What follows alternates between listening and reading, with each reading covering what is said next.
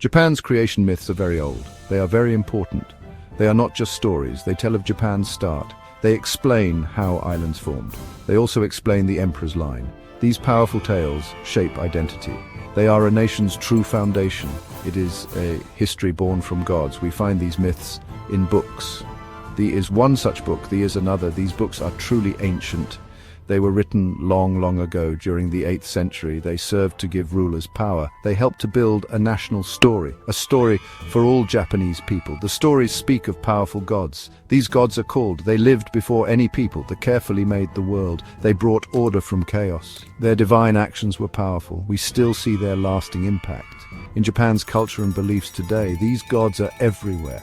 To know these myths is very vital. It helps us understand Japan deeply.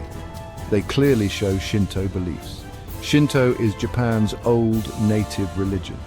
Myths link people to their land. They link them to their ancestors. This connection is remarkably strong. It is very direct and personal, a spiritual tie to the divine. Two gods are central to the story.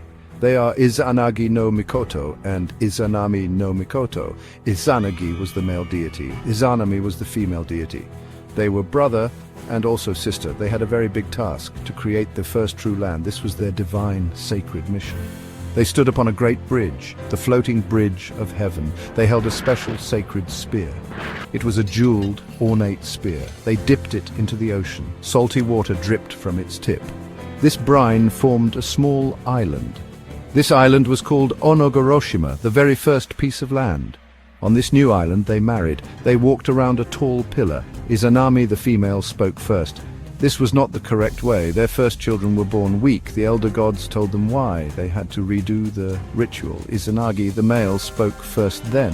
This made their union proper. Then they had many fine children.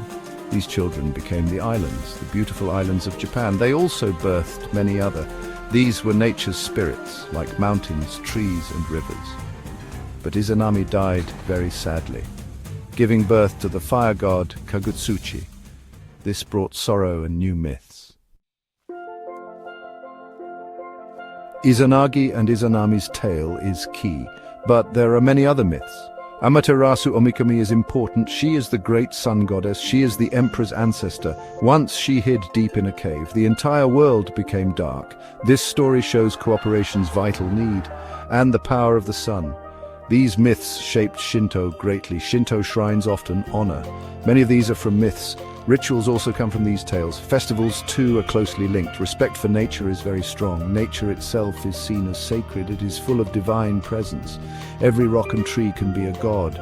Purity is a truly core idea. Pollution must always be avoided. Izanagi washed after visiting Yomi. Yomi was the dark underworld. This cleansing act is called. It is still a practiced ritual today. It shows a very key Japanese value.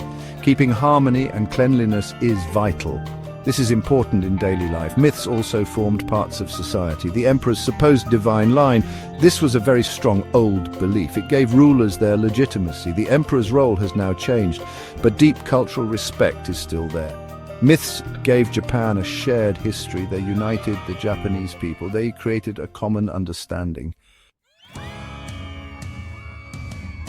These myths still live in Japan, even in these modern busy times. They are certainly not just old tales. They continue to inspire much art. They also inspire modern literature.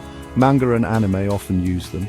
Old themes appear in new forms. Characters from myth are reborn. Their stories are told again. Festivals help keep myths alive. Many are held all over Japan. Local celebrations have mythic roots. The Gion Matsuri in Kyoto is one. These special events link people to their ancient and very deep past. They boost a strong cultural identity. Through shared, joyful traditions, the past lives in the present. A deep respect for nature continues. This is very clear in Japan. They live throughout nature in the trees, rivers and mountains. This ancient belief helps the earth. Sacred natural places are protected. Old, venerable trees are kept safe. Beliefs from old times still last. Nature and spirit are intertwined. Not all people believe myths literally, but their cultural importance is clear. They help us to see core values. Japanese traditional values are shown. They link Japan to a deep past. These old, quiet whispers still guide. They continue to shape Japan's spirit.